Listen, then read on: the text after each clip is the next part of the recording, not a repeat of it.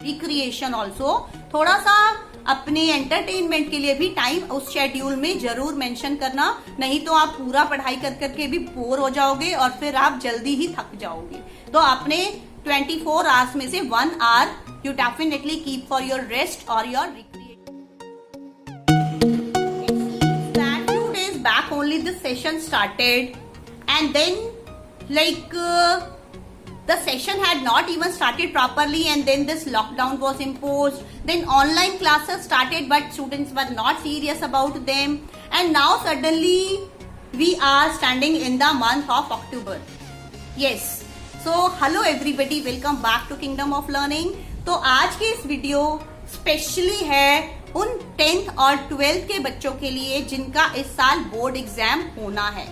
सबसे पहले तो मैं आप सबको ये बता दूं कि आप किसी भी धोखे में मत रहना, किसी भी मिसअंडरस्टैंडिंग में मत रहना कि आपके एग्जाम्स नहीं होंगे और या फिर ये 0 सेशन होगा या नहीं होगा।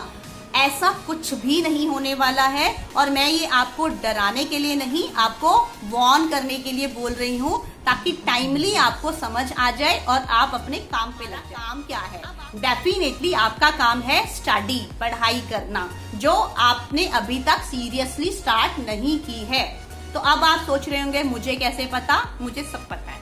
So let us start. तो actually few days back means it seems like कि few days back only month of March and suddenly October, इतने months बीत गए।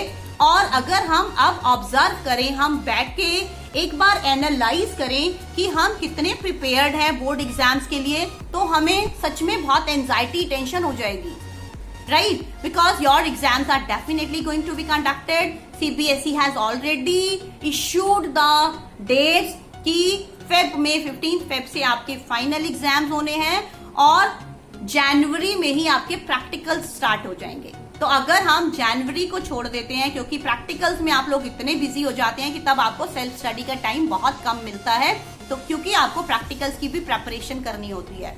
तो अभी हमारे पास ले दे के कितने मंथ्स हैं? अक्टूबर, नवंबर, दिसंबर। 3 months are there only, but don't worry. Still 90 days. You can say 100 days. Still 100 days are there in your hand. And 100 days are not less. कम नहीं है 100 days.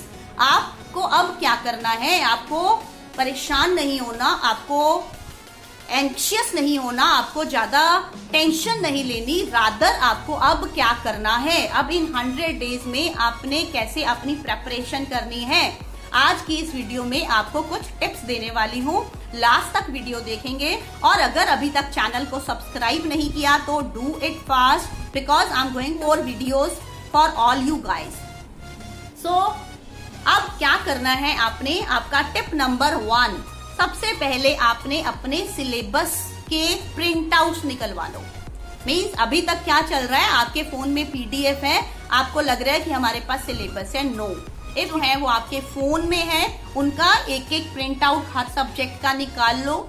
बैठो एक दिन रात को, क्योंकि दिन में तो क्लासेस होती हैं, रात को बैठो, चेक करो हर सब्जेक्ट के कितने कितने टॉपिक्स हैं, क्योंकि बहुत सारा सिलेबस आपका रिड्यूस भी हो चुका है, तो थोड़ा सा बर्डन लेस है इस बार। तो अब आपने क्या करना है कि चैप्टर्स और डेज को काउंट करो और डिसाइड करो कि इतने चैप्टर्स हैं मेरे इस पर्टिकुलर सब्जेक्ट में, इसको मैंने एक फर्स्ट प्रेपरेशन कितने दिन में करनी है। Means I think you should take little bit of all the subjects together, क्योंकि अभी ऐसा नहीं कर सकते आप, क्योंकि आपने अभी तक एक बार भी पूरी प्रेपरेशन नहीं की। अब तो अभी तो आप फर्स्ट स्टेप पे हो, अभी अक्टूबर में ही ऐसा होता है। इसमें अब आपको घबराने की जरूरत नहीं है कि इस साल कुछ अलग हो रहा है, हर साल ऐसा ही होता है। अक्टूबर से ही बच्चे स्टार्ट करते हैं जो सीरियस प्रेपरेशन होती है, तो आपको भी वही करना है।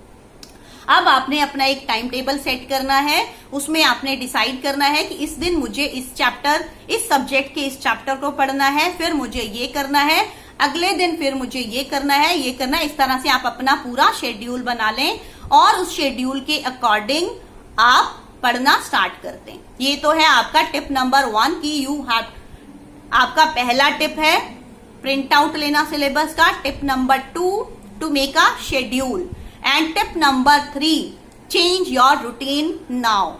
Means earlier till now you must be spending a lot of time in useless things, right? But now you have to be focused, you have to be determined कि अब मुझे और टाइम वेस्ट नहीं करना, नहीं तो बहुत पछताना पड़ता है बाद में.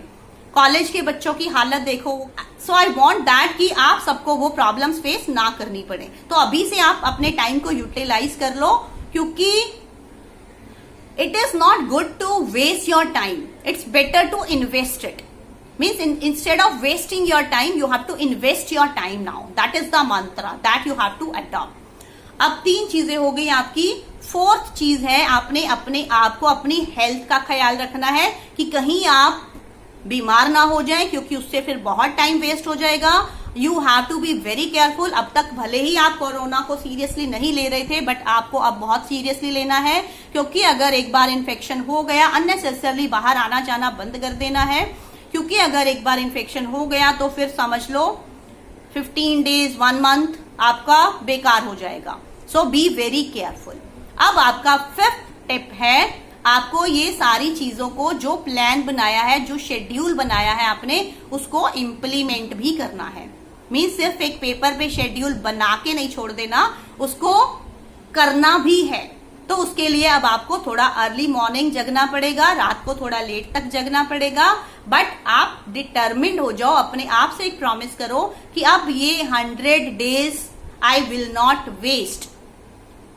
Keep some time for your recreation also. थोड़ा सा अपने एंटरटेनमेंट के लिए भी टाइम उस शेड्यूल में जरूर मेंशन करना, नहीं तो आप पूरा पढ़ाई कर करके भी बोर हो जाओगे और फिर आप जल्दी ही थक जाओगे. तो अपने 24 आवर्स में से 1 hour you definitely keep for your rest और your recreation and all. So I think these tips will be useful for all of you. So try to follow them. Subscribe to the channel yet. Do it fast. And which tip you like the most? Do tell me in the comment box. And if you found the video to be useful, do